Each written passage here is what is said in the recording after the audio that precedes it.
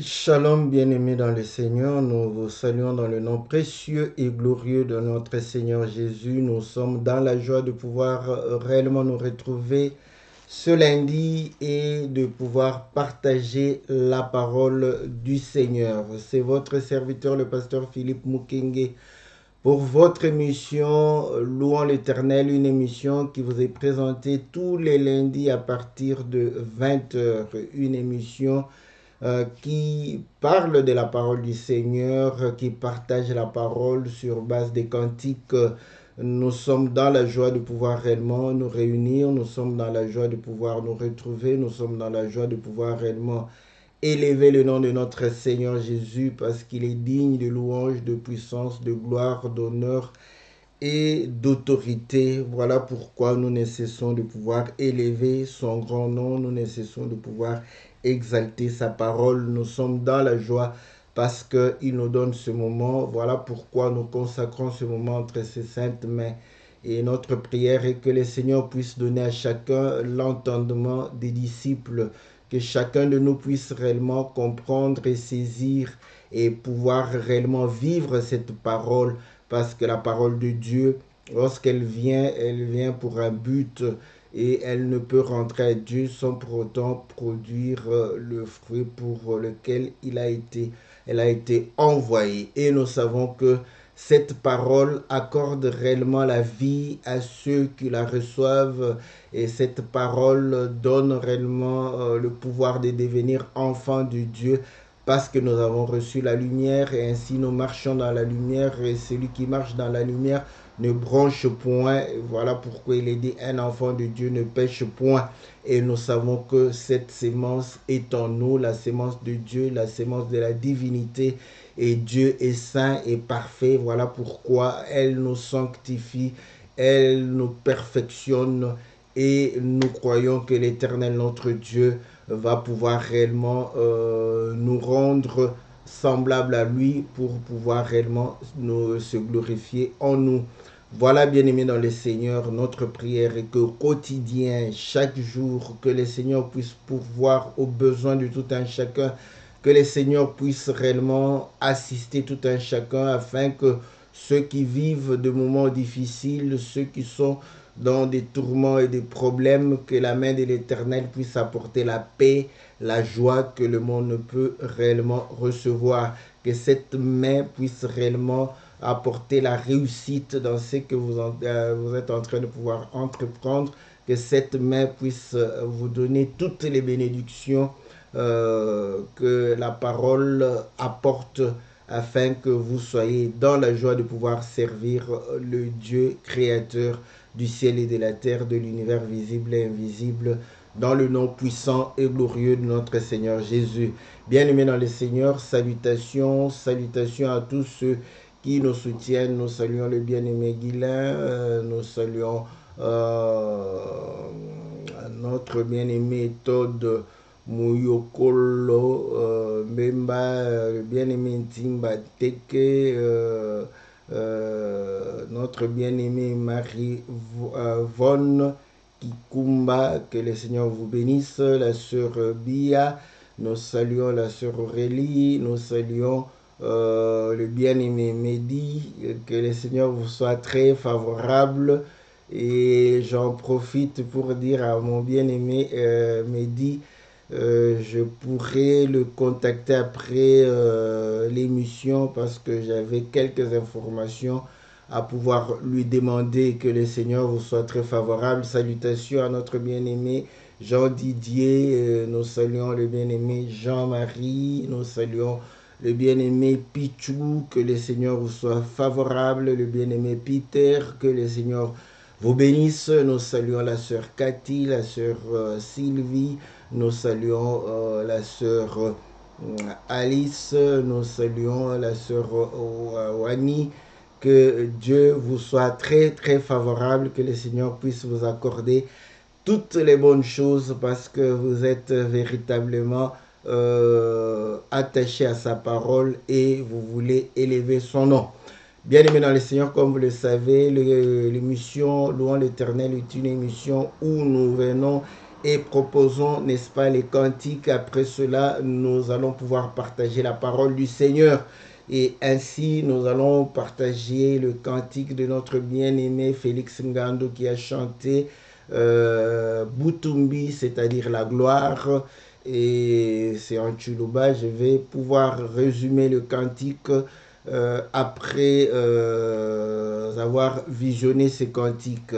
Et nous croyons que le Seigneur nous sera favorable et nous vous demandons de pouvoir suivre le cantique tout en saluant notre bien-aimé Godet Lambert, que le Seigneur vous soit favorable. Écoutons le cantique et après quoi nous allons revenir dans notre studio virtuel pour pouvoir partager la parole du Seigneur. Nous croyons que Dieu nous sera favorable. Que Dieu vous bénisse.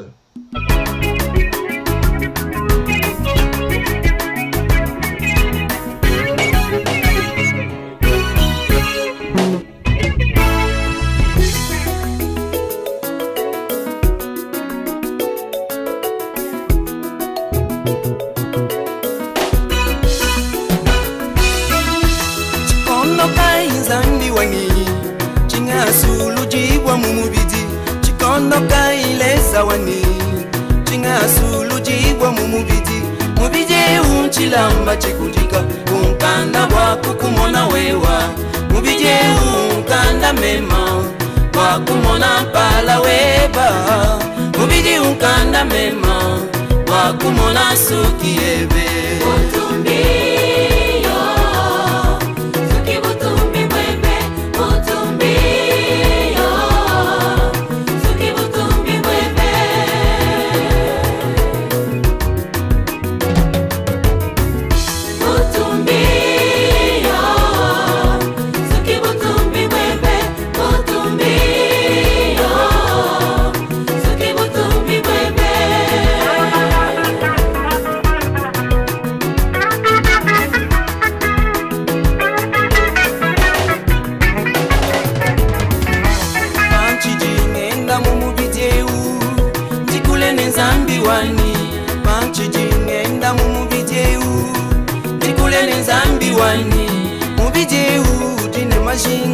Mashilangane na nyuma mwimpe mubije udine mashinga mashilangane na nyuma mwimpe bijinga kwate mubiji kubupika kwangenzela leza wani bijinga kwate mubiji kubupika kwangenzela leza wani mubije unchilamba chikujika unkanda bwako kumona wewa mubije unkanda mema wakumona pala weba mubidi unkanda mema wakumona sukiebe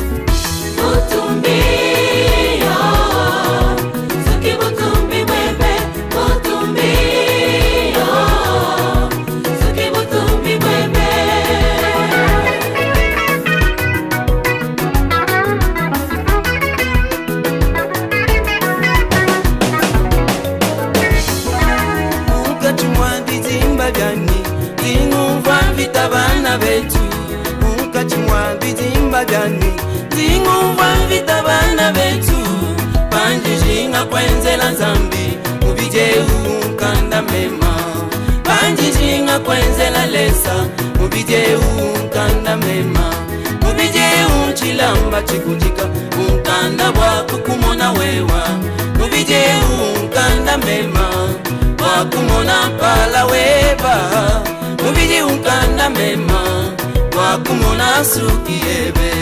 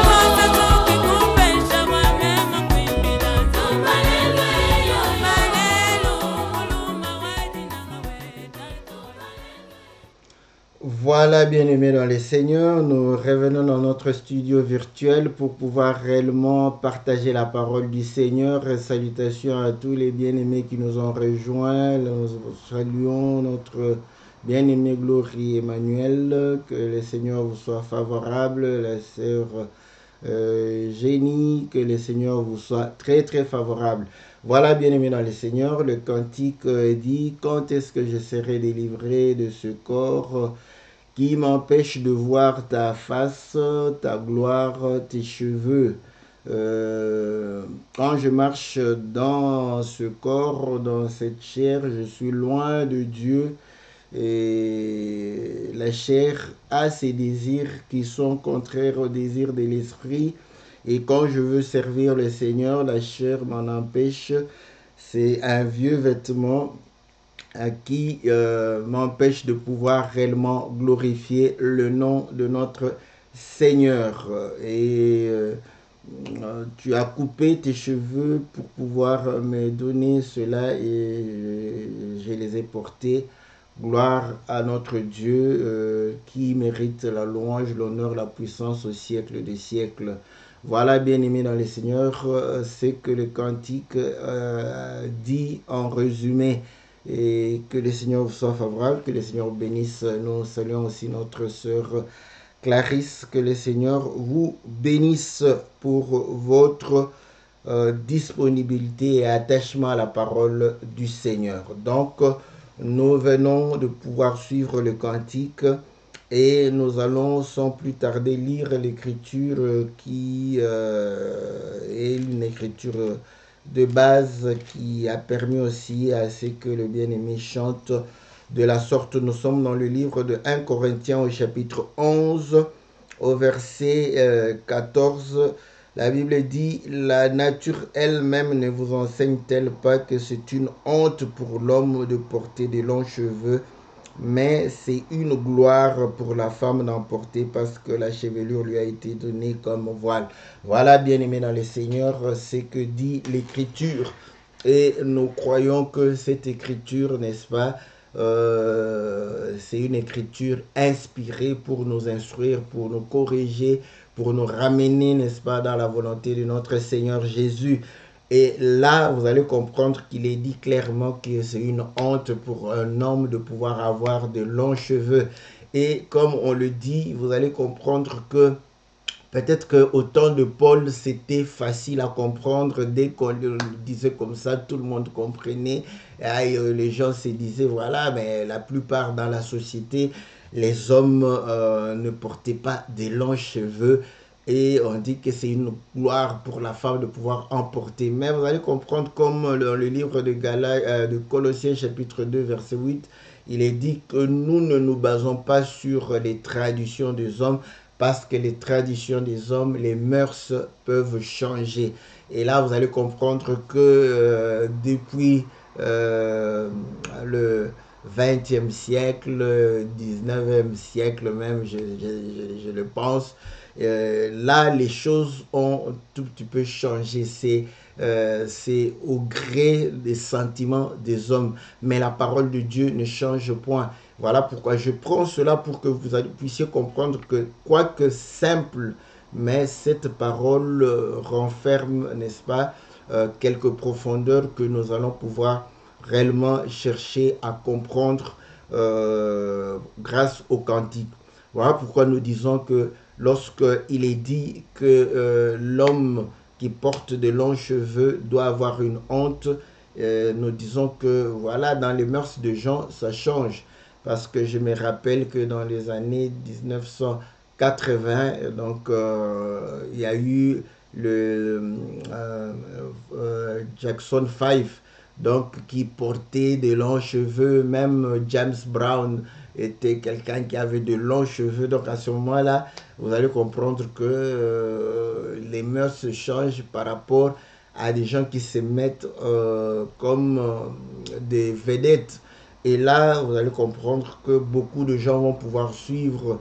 Et nous avons aujourd'hui beaucoup de stars, beaucoup de vedettes de sport, de musique qui ont de longs cheveux, n'est-ce pas? Ils n'ont point honte de cela.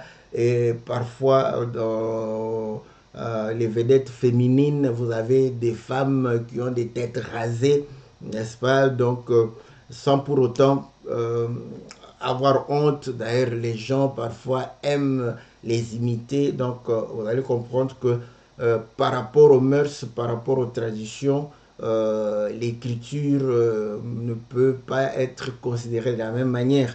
Et beaucoup des hommes ont des cheveux, de longs cheveux, ils les tressent, ils sont fiers de cela. Donc pour montrer que cette lecture, si nous la faisons, parce que Paul nous renvoie dans la nature, il nous renvoie dans la manière de vivre des hommes, dans les mœurs, dans les coutumes des gens, parce qu'ici cette nature n'est pas, n'est-ce pas, une forêt ou une savane où tu es allé observer, mais il démontre que dans la société, naturellement, la femme, lorsqu'elle a beaucoup de cheveux, c'est une gloire pour elle. Lorsqu'un homme porte beaucoup de cheveux, c'est malséant, désagréable, n'est-ce pas? C'est une honte, mais vous allez comprendre que cela n'est pas tout le temps vrai dans une société, parce qu'aujourd'hui, il y a beaucoup d'hommes qui ont beaucoup de cheveux, de longs cheveux, et qui se sentent à l'aise et qui sont à l'aise. Donc, ceci nous permet de comprendre que, quoique l'Écriture parlait des hommes et des femmes physiques comme ça, comme moi et toi, mais nous savons une chose, que toute Écriture est inspirée, et c'est ici où nous disons que les Écritures rendent témoignage du Seigneur Jésus. Donc là, vous allez comprendre, quelles que soient les époques, quelles que soient les mœurs, quelles que soient les traditions, vous allez comprendre que la parole va demeurer la même, et nous serons édifiés tout le temps au travers cette écriture, cette parole. Et ainsi, vous allez comprendre que lorsque le Seigneur est en train de parler de cela, Paul va évoquer même Adam. Vous voyez, Paul va évoquer Adam dans cette écriture. Donc, lorsqu'il évoque Adam, nous pouvons passer d'Adam et de Christ plus facilement. Je lis l'écriture avant, on dit ceci, voilà. Au verset 8, en effet, l'homme n'a pas été tiré de la femme, mais la femme a été tirée de l'homme. Donc ici, il s'agit d'Adam. Donc la femme a été tirée, n'est-ce pas, de l'homme Adam. Ève a été tirée de Adam. Donc cet homme dont on est en train de parler, il va toucher Adam. Et dans le livre de 1 Corinthiens chapitre 15, il va démontrer que le premier Adam était terrestre, le second, lui, est céleste. Donc vous voyez que le premier Adam parle, n'est-ce pas, du second Adam. Donc ici nous comprenons que les Écritures, tout en s'adressant à nous, ces Écritures touchent, n'est-ce pas, le Seigneur, parce qu'on a touché Adam. Et là, Paul va démontrer que voilà, au commencement, Adam, n'est-ce pas, fut endormi, et on tira la côte d'Adam pour pouvoir former Ève. Et ensuite, n'est-ce pas, les hommes ont existé par Ève, parce que Ève veut dire la mère de tous les êtres vivants, de tous ceux qui ont vie, de tous les humains qui vivent sur la terre. Donc, et là, il démontre que la femme est venue de l'homme, et l'homme va pouvoir naître de la femme, pour démontrer qu'en réalité, nous sommes tous égaux devant le Seigneur. Et là, nous comprenons qu'il n'est pas bon à l'homme de pouvoir porter de longs cheveux. Et nous exhortons les frères qui viennent, parfois dans le monde, il était quelqu'un de connu, d'influent, et il aimait bien garder ses longs cheveux. Lorsqu'il vient, nous lui montrons que effectivement, l'homme que nous sommes en train de pouvoir parler n'a pas gardé ses cheveux. Donc si tu veux marcher comme le Seigneur, vivre comme le Seigneur, à ce moment-là, il serait bon pour toi de pouvoir ne pas garder, car c'est une honte de pouvoir garder, n'est-ce pas, des longs cheveux. On va expliquer pourquoi c'est une honte.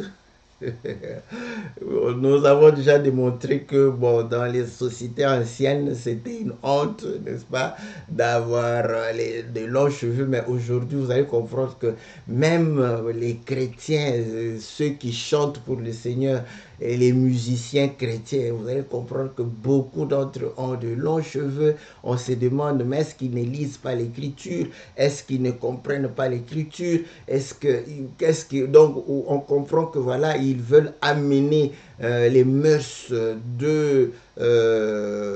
du monde dans les choses de Dieu. Oui, quand vous chantez, vous êtes quelqu'un voilà, mis en évidence devant les frères et les sœurs, devant l'assemblée. Donc vous avez, n'est-ce pas, cette notoriété, mais ce n'est pas pour pouvoir vous prévaloir, mais c'est pour pouvoir réellement élever le nom du Seigneur. Voilà pourquoi nous exhortons tous nos frères chantres et aussi les hommes de Dieu que lorsque vous êtes devant les gens, ce n'est pas pour réellement montrer qui vous êtes, mais c'est pour montrer, n'est-ce pas, le Seigneur Jésus. Voilà pourquoi nous ne le montrons pas seulement en parole, mais aussi en acte. Voilà pourquoi ma coiffure, ma façon d'être, ma façon de m'habiller doit être conforme, n'est-ce pas, à la parole. Donc, si j'ai de longs cheveux, l'écriture déjà va pouvoir réellement me rappeler que je ne dois pas porter des longs cheveux parce que le véritable homme, n'est-ce pas, n'a pas gardé de longs cheveux, mais le véritable homme a dû couper ses cheveux. Et nous comprenons que la femme doit avoir une longue chevelure, c'est sa fierté, c'est ce qui fait, n'est-ce pas, son honneur. Et là, nous disons aux sœurs, il est dit que la femme, n'est-ce pas, doit porter des longs cheveux, sa chevelure à elle, pas aller emprunter les cheveux d'autrui.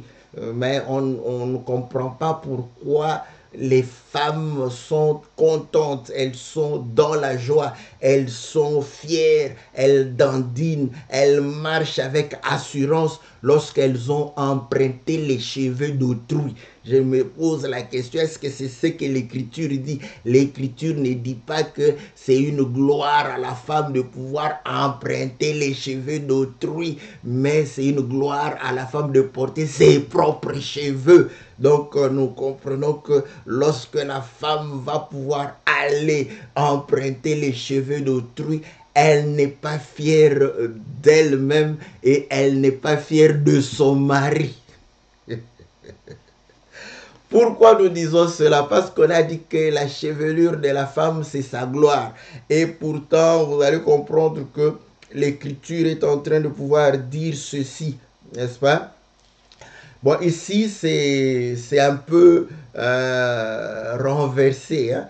Mais je vais retourner l'équation toujours avec les Écritures.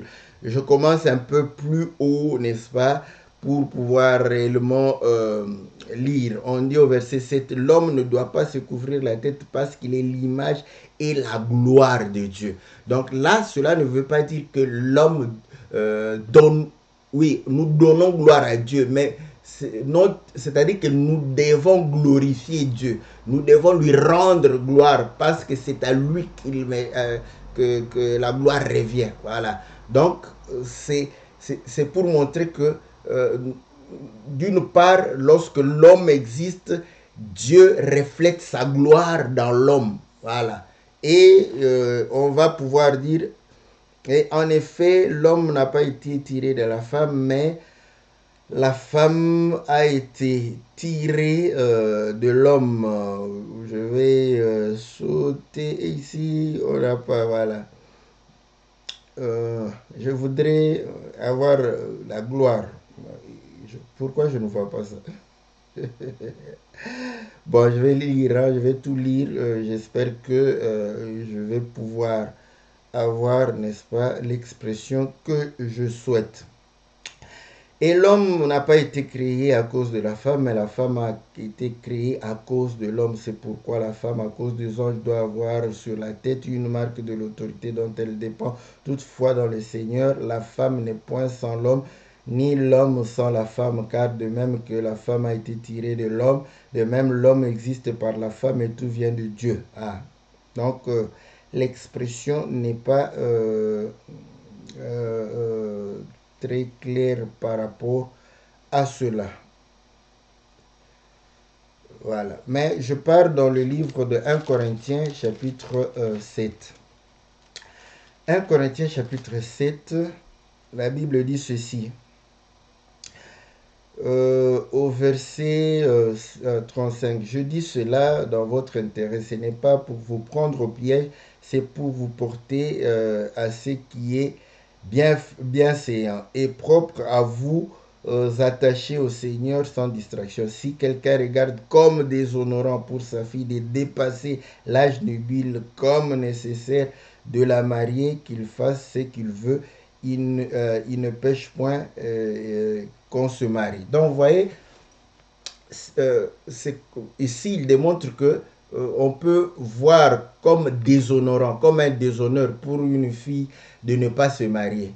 Donc, lorsque la fille se marie, elle se met en honneur, c'est-à-dire la honte, le déshonneur la quitte. Donc, à ce moment, nous comprenons que c'est le mariage qui honore, n'est-ce pas, la femme. Voilà.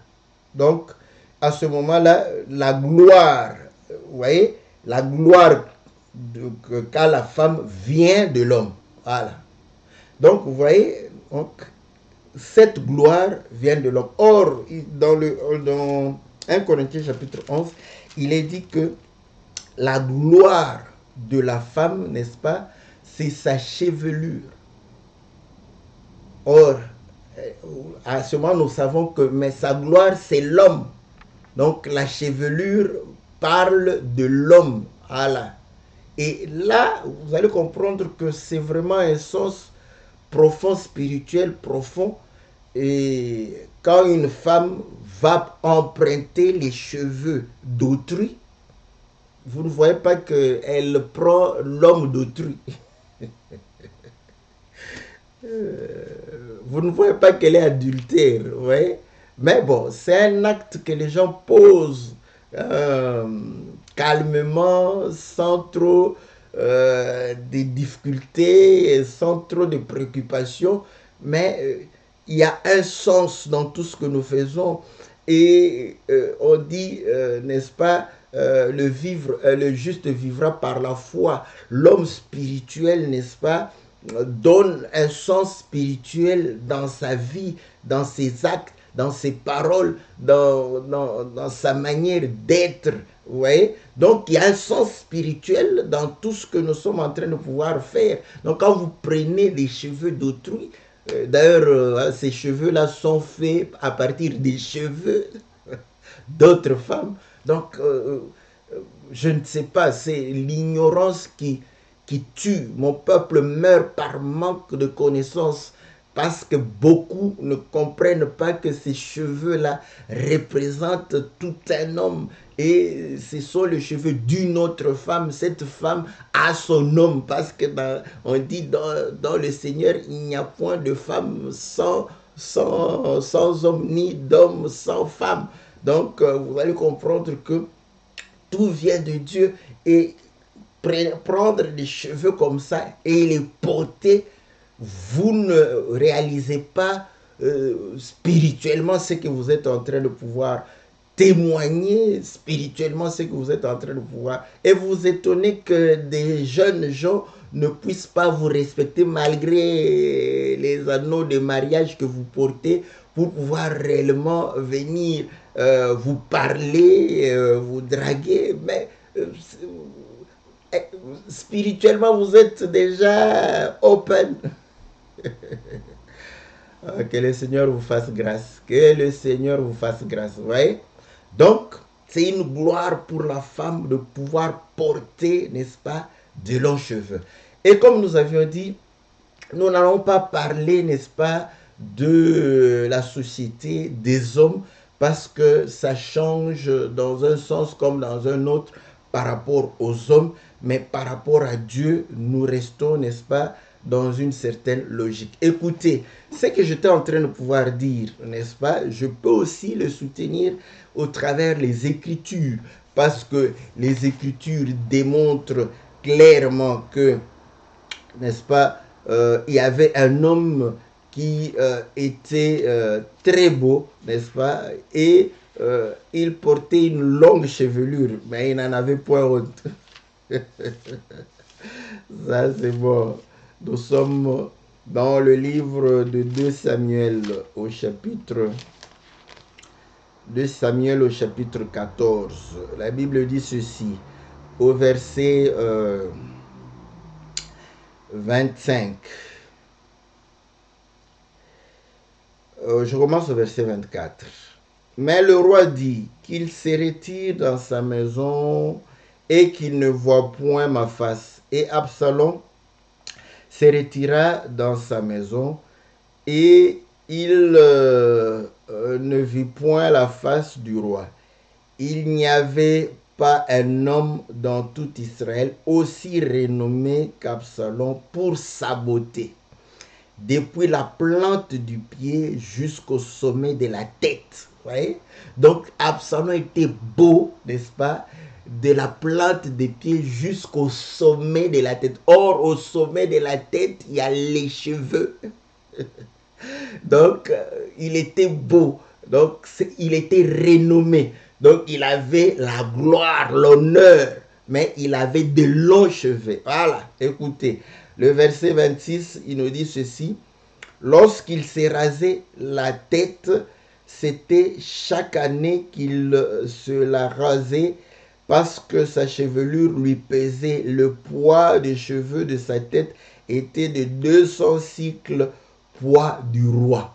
Oh, voilà. Donc, vous allez comprendre que il avait de longs cheveux et ses cheveux pesaient.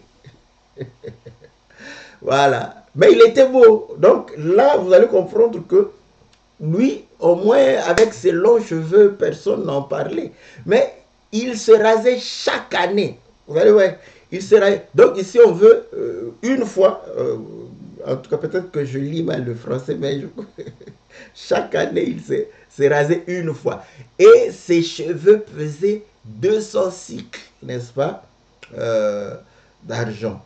Là, je vais vous épargner parce que 200 cycles, si vous allez dans Cantique de Cantique, on dit, on parle de 1000 pour Salomon, 200 pour ses serviteurs, n'est-ce pas? Là, vous allez comprendre qu'il s'agit du ministère. Et le Seigneur, n'est-ce pas, lorsque il va pouvoir parler de Samaritain et de celui qui a été tabassé, il va laisser 2 deniers, n'est-ce pas, pour prendre soin de lui. Or, nous comprenons que tout cela nous renvoie à la loi et au témoignage. Donc, pour que nous puissions véritablement être éclairés et que nous puissions recevoir la nature divine.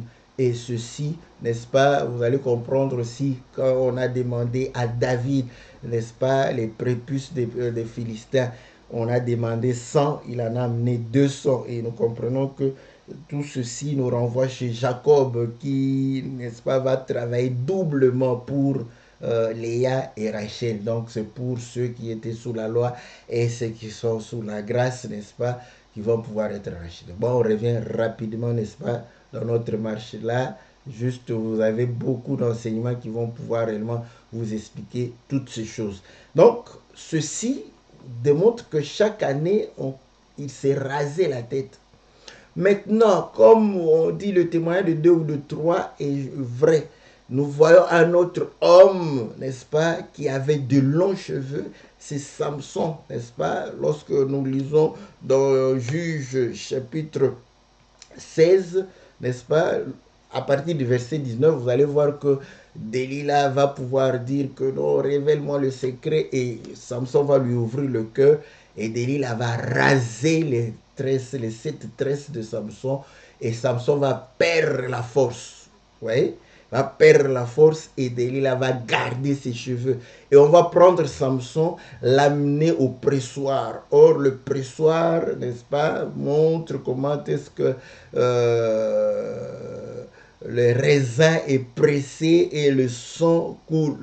C'est Gethsémani, c'est un pressoir. Vous voyez, au mont Gethsémani, le Seigneur a été pressé et on a vu le sang couler parce qu'ils ont vu la sueur du Seigneur comme des grumeaux de sang.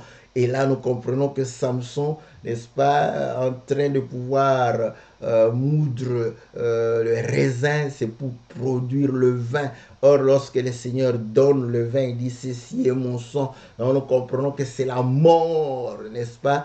Ça parle de la mort du Seigneur. Et là, la chevelure de Samson tombe et Samson se retrouve à pouvoir, n'est-ce pas, presser le vin. Après, vous allez comprendre, la chevelure va pousser et il va écraser, n'est-ce pas, tout le prince qui voulait sacrifier pour leur Dieu, les princes philistins. Là, 1 Corinthiens chapitre 15 va pouvoir réellement nous parler à partir, je crois, du verset 55 au-delà, pour dire que, ô mort, où est ton aiguillon? C'est par la résurrection. Voilà. Vous voyez? Or, on ne peut pas parler de la résurrection sans mort. Voilà. Donc, à la résurrection, le Seigneur va anéantir la mort. Bon, de l'autre côté, Samson est mort. Ça, c'est bien. Ça, c'est l'ombre. Voilà. Donc, vous allez comprendre que la chevelure parle avec le Seigneur. Or, nous avons compris que 1 Corinthiens chapitre 11 nous parle de la chevelure, verset 14, de la chevelure, n'est-ce pas, comme la gloire de la femme. Voilà. Mais, écoutez, comme nous l'avions dit, cette gloire, la femme ne l'a pas d'elle-même. Elle l'a reçue de l'homme. Et voilà pourquoi vous allez comprendre que comme on ne parle pas des hommes, des stars mondaines, mais nous sommes en train de parler des Écritures, nous sommes allés trouver des hommes qui avaient de longs cheveux, une longue chevelure. Et ces hommes parlaient du Seigneur Jésus. Absalom était beau, il n'avait point de défaut et nous savons que cela parle, n'est-ce pas, de notre Seigneur, car 1 Pierre chapitre 3 nous démontre que la beauté dont le Seigneur tient compte, c'est la beauté intérieure. Et là, nous voyons qu'il n'y avait point de défaut en Christ et Jésus parce qu'il avait réellement la nature divine qu'il est en train de pouvoir manifester. Il était sans défaut, il était sans péché, il était le plus beau dans ce sens-là. Voilà pourquoi c'est le plus beau du Fils des hommes. Voilà, c'est le Seigneur, le véritable, nous disons le véritable Absalom. Voilà pourquoi il devrait chaque année, une fois l'an, couper ses cheveux. Et alors nous savons que c'est une fois l'an qu'on présentait les sacrifices, n'est-ce pas, pour l'expiation du peuple.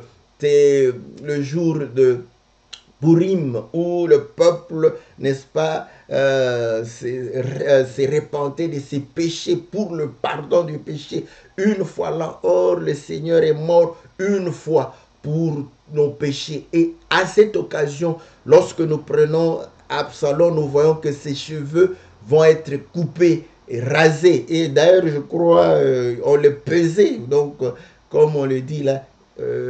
Et nous avons Samson qui va aussi mourir en perdant ses cheveux. Et chez Samson, nous voyons que c'est la femme qui a coupé et c'est la femme qui a reçu ces cheveux-là. Voilà. Ça, c'est une bonne chose.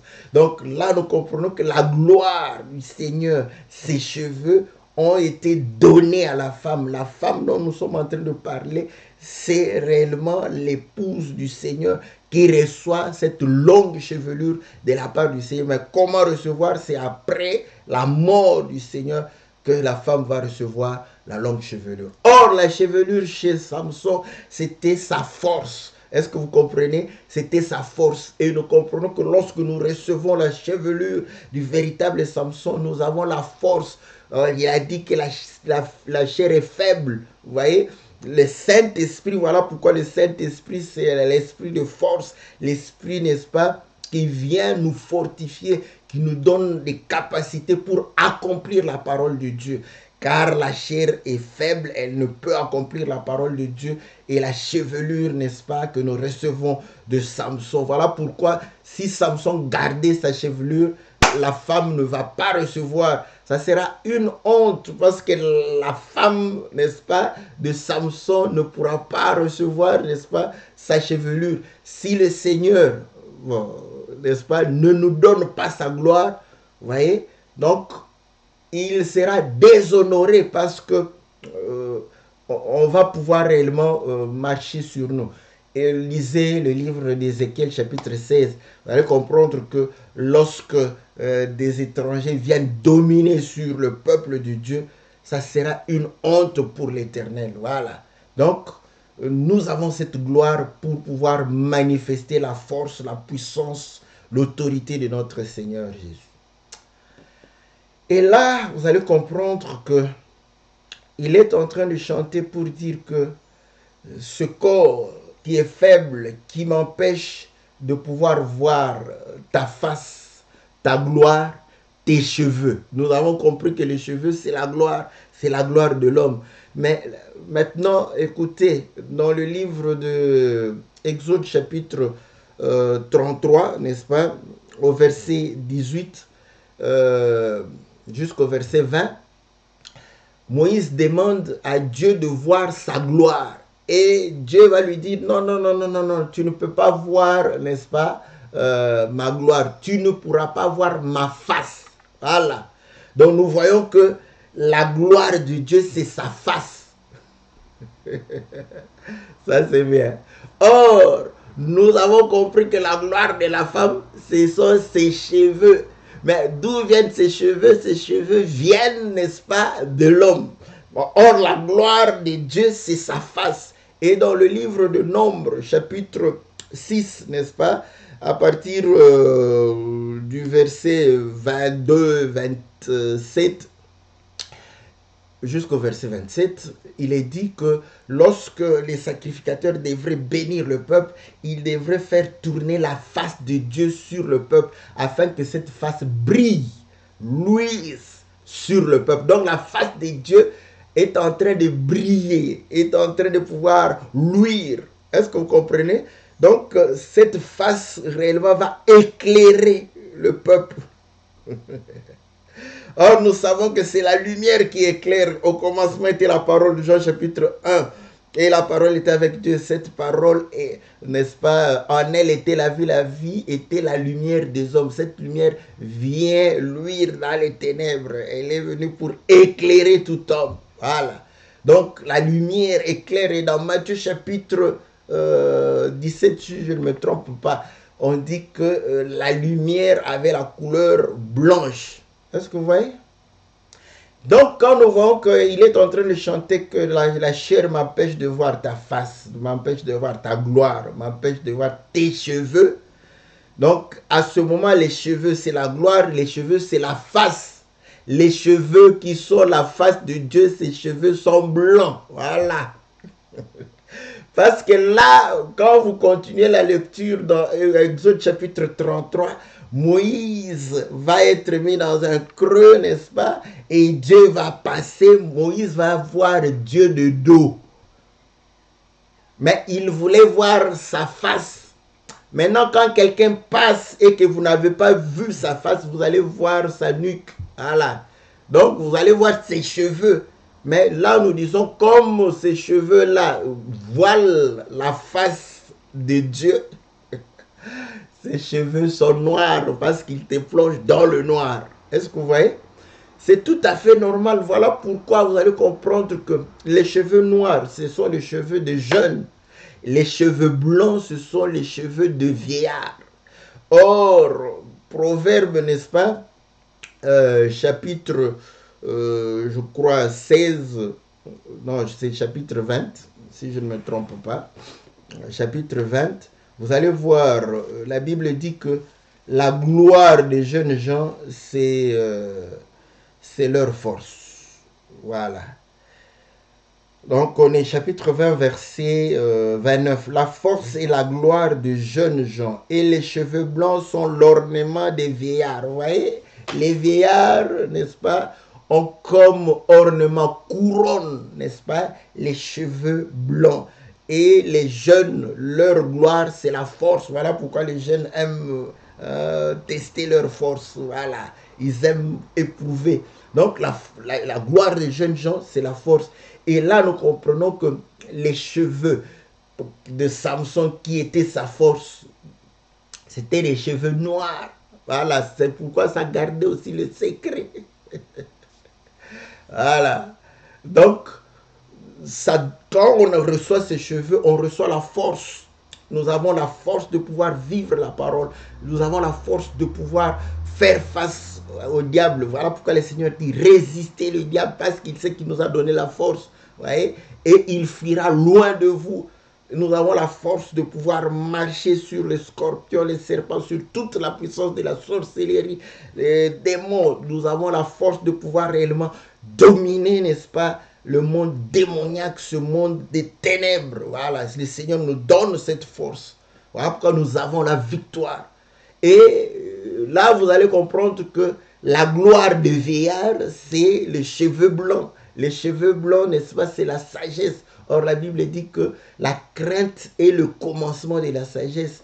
Et là, nous comprenons que lorsque nous sommes sages, nous accomplissons la parole de Dieu, nous craignons Dieu, nous vivons selon la volonté de notre Seigneur. C'est ça, la gloire du Seigneur.